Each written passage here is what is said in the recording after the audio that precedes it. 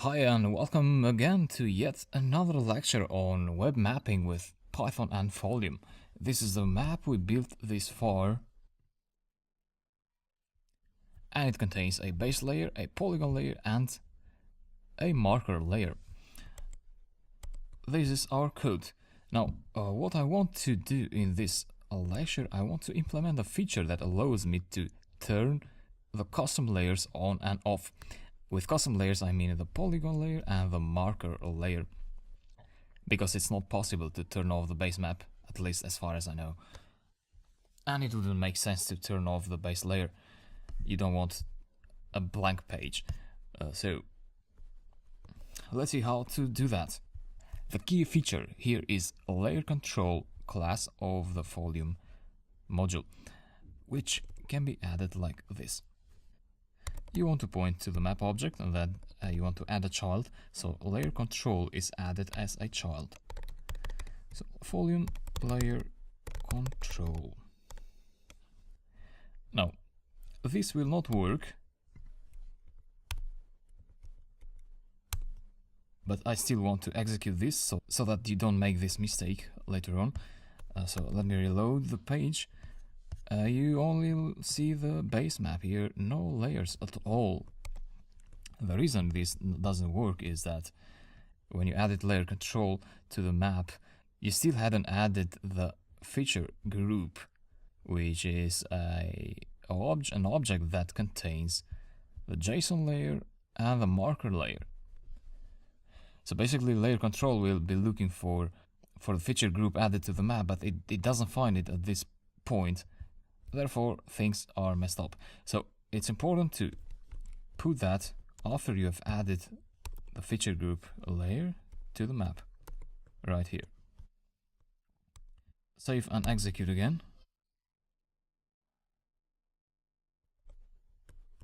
Reload the map and you see the layers there, and you see this box here. So map box bright, this is about the base map and you cannot turn this off. And you also have this my map item here of the layer control panel. So this is a layer control panel, and you can turn on and off this layer. But as you see, this is turning off and on both the polygon and the point layer at the same time, which is something you don't want.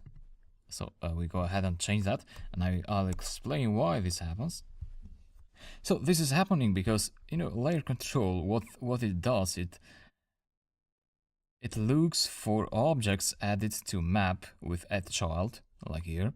So you have added a child, and you have added only one child to the map object. Therefore, layer control will consider that object as one single item of the layer control panel.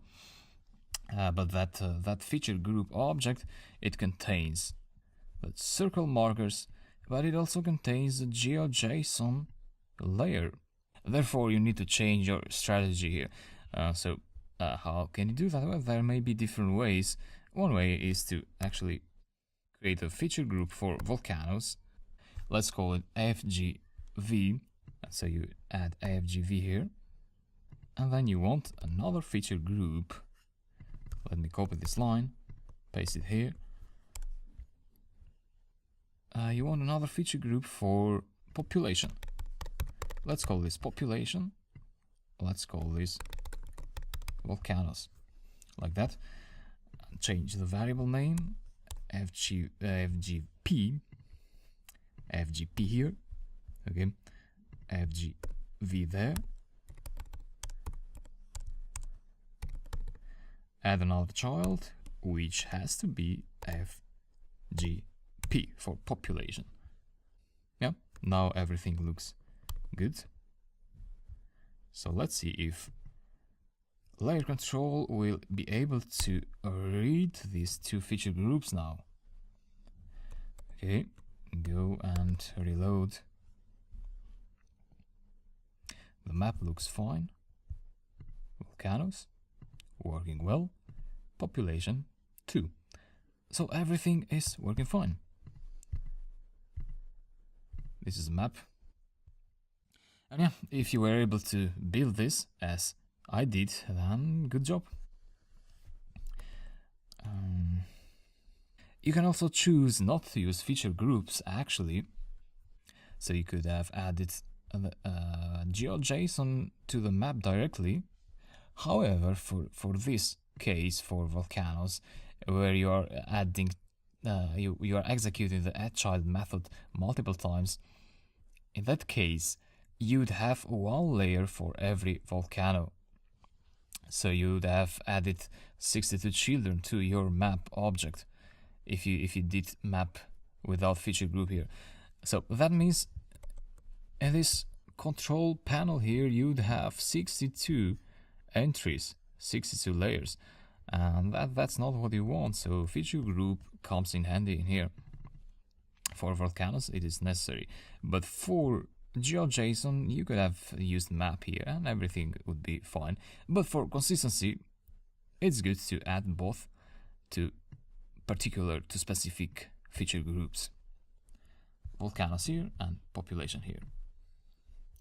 So now this is the code, and I hope you enjoyed this program, and feel free to ask questions, and I'll talk to you later on. See you.